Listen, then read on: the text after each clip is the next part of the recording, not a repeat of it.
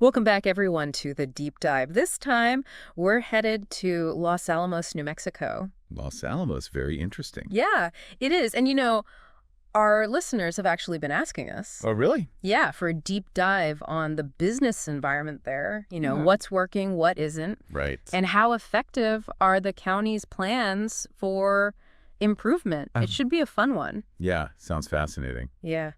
And we've got a ton of sources, not just, those dry policy documents. We've got those too, of course. Of course. The county's plans for economic development, tourism, housing, you name it. But to really get a feel for what's going on, Right. we've also got local news, opinion pieces, even interviews with people Wow. living and working in Los Alamos. So we're getting the kind of boots on the ground perspective as well. Exactly. So get ready to learn how a town known for scientific breakthroughs Right.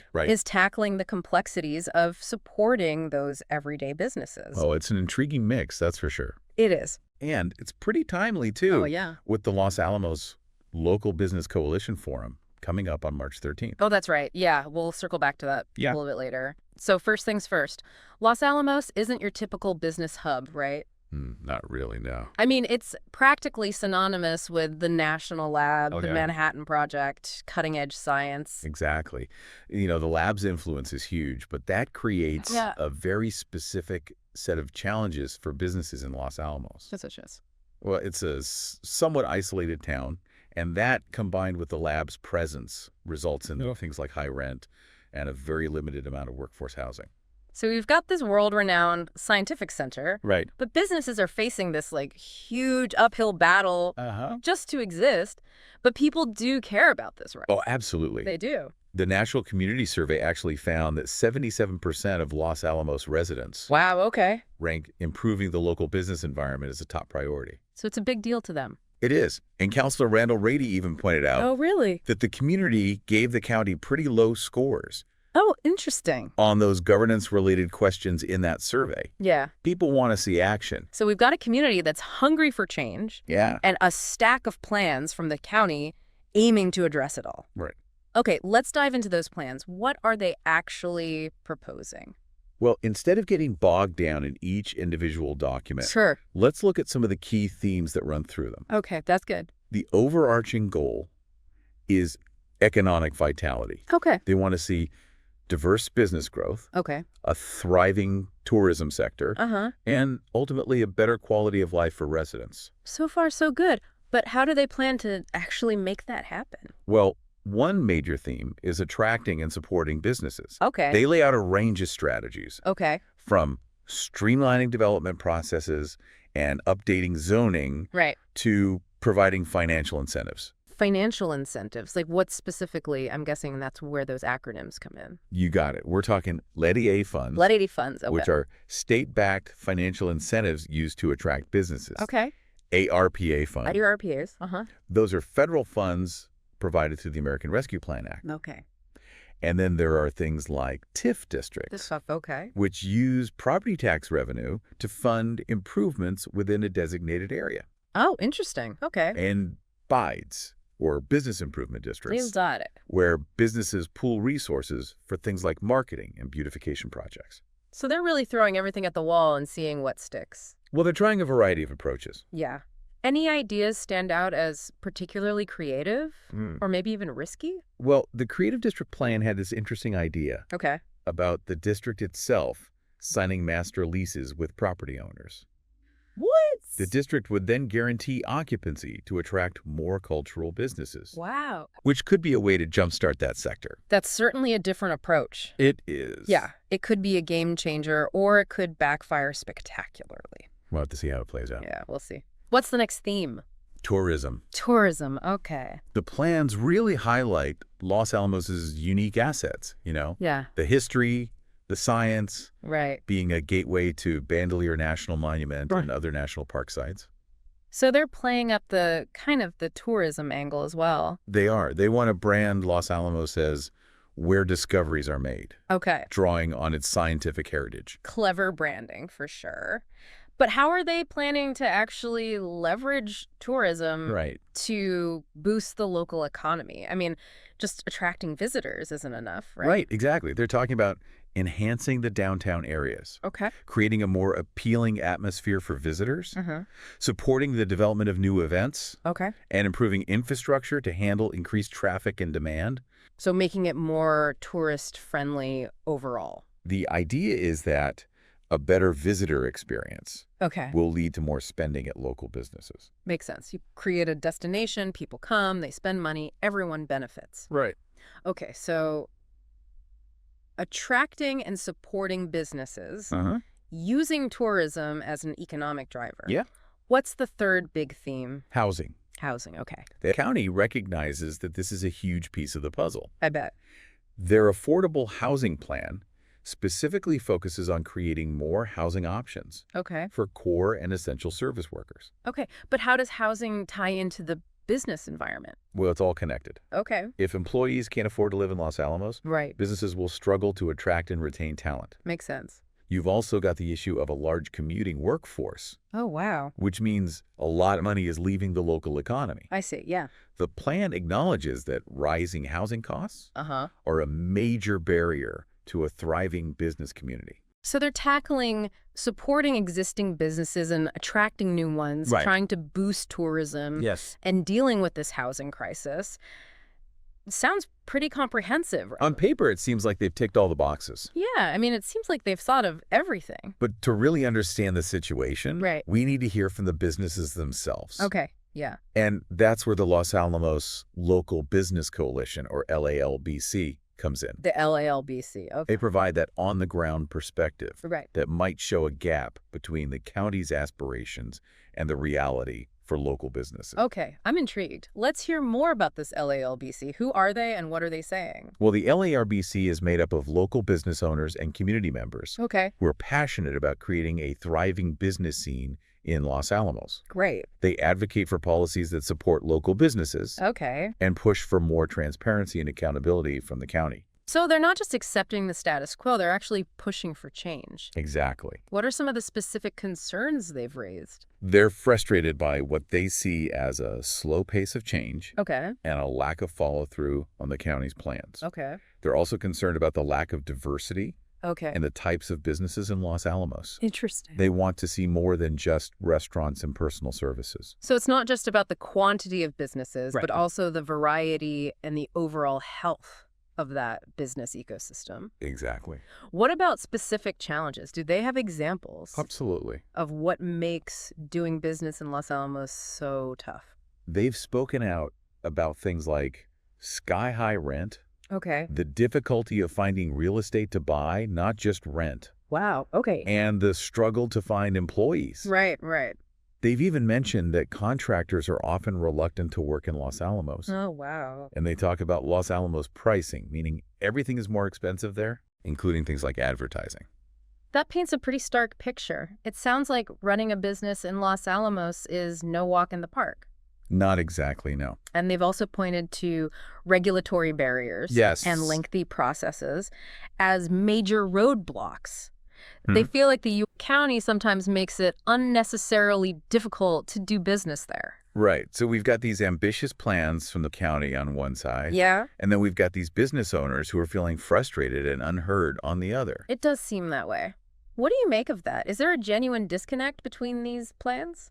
That's the big question, isn't it? It is. We need to remember this is a complex issue. Of course. There are so many factors that influence a business environment. Sure. But it's clear that the LALBC feels there's a gap between what the county is saying and what they're actually doing. I hear that. And you know what, listener? We want to hear from you, too. As we dig deeper into this, keep these questions in mind. Are the county's plans truly addressing the most pressing challenges faced by businesses? Good question. Are those resources, those financial incentives and support programs, are they actually reaching the businesses that need them? That's key. And is there a lack of communication and collaboration between the county and the business community? Important questions. We'll explore these questions further as we continue our deep dive. You know, it's interesting. Both the county and the LALBC seem to be on the same page when it comes to the big picture. How so? Well, they both want to see Los Alamos with a diverse and thriving business environment. So where's the disconnect? If everyone agrees on the goal, why is there so much tension? It might be a difference in philosophy, I think, when it right. comes to how to achieve that goal.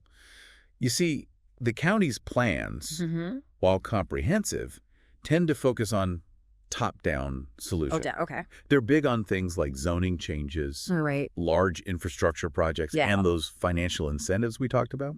But those big picture solutions might not address the day-to-day realities Exactly. of running a small business in Los Alamos. The LALBC is pushing for a more bottom-up approach. Bottom up, okay. They're talking about reducing red tape, Okay. streamlining permitting processes, advocating for more affordable rent, Okay. and improving access to the resources that are already supposed to be available. So it's more about creating an environment where small businesses can organically grow and thrive? Right. Exactly. Rather than trying to engineer growth from the top down. It sounds like the LALBC is tapping into something really important here. Yeah. The power of collaboration and shared knowledge. Absolutely. And they're not just talking amongst themselves either. Okay. They're actively engaging with the county and other stakeholders. No good. That forum we mentioned earlier Right. was a prime example of their efforts to bring everyone to the table and have a productive dialogue. Right. They had representatives from the Chamber of Commerce,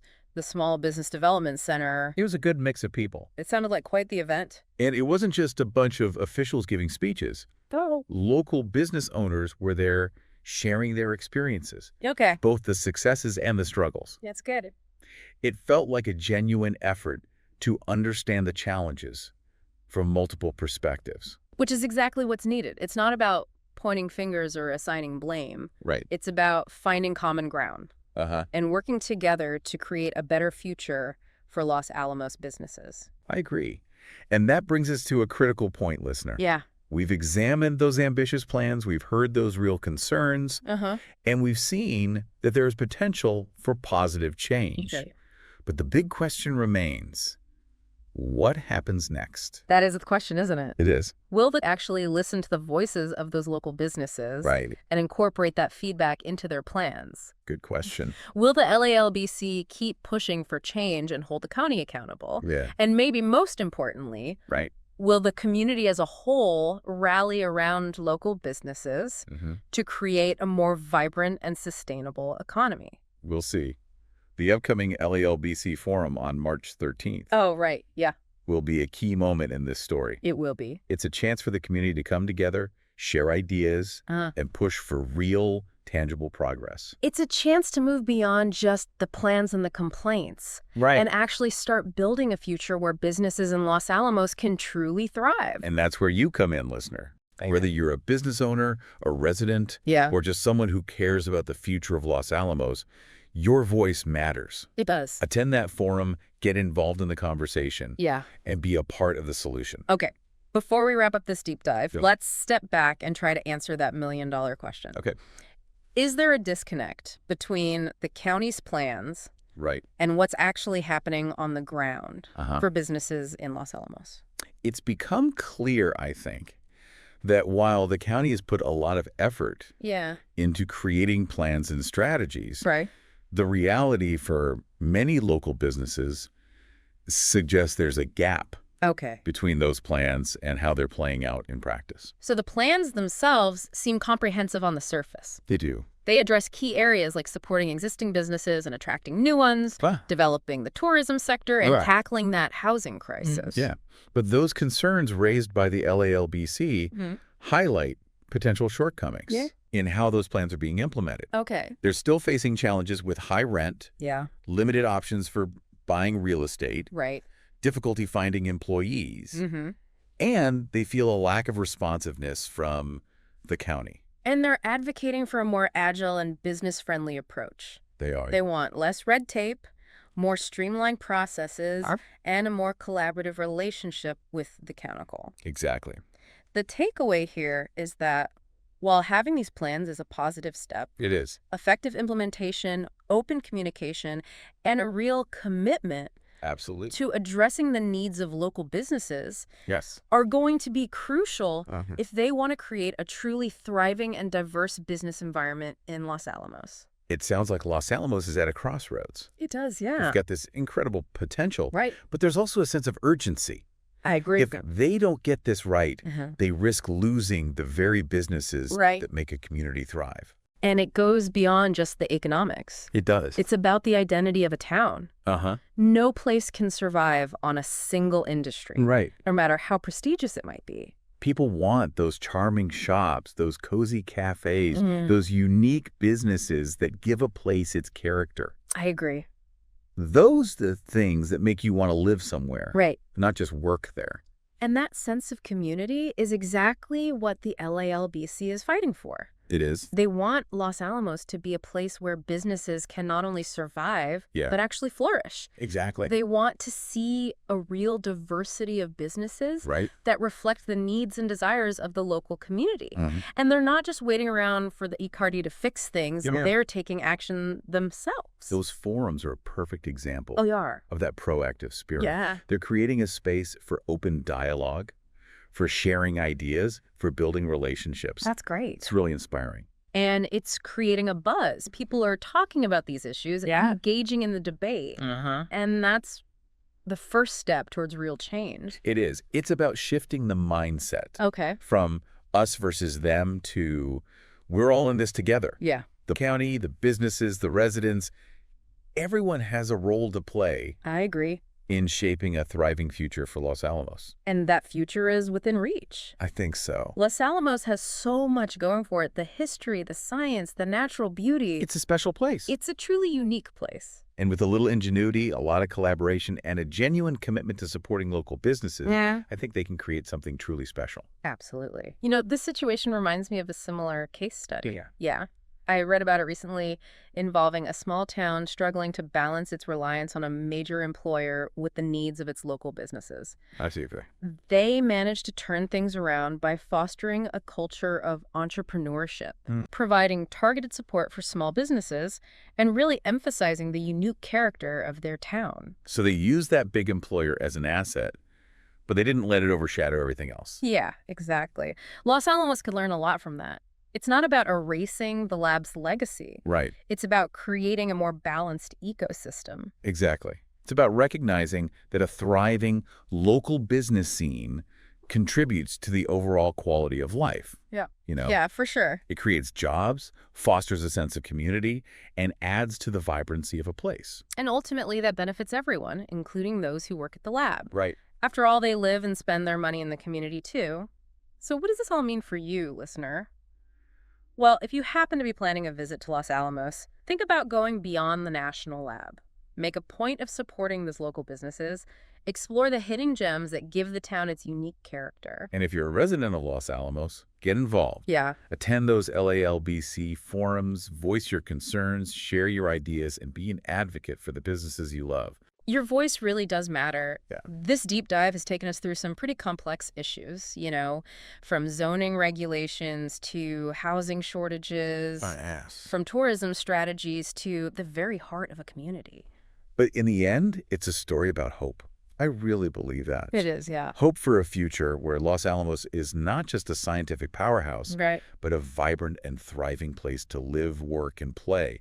A place where businesses, big and small, can contribute to the unique tapestry of this extraordinary town. Well said. And thanks for joining us on this deep dive into the world of Los Alamos businesses. We'll be back next week with another fascinating exploration, so stay tuned.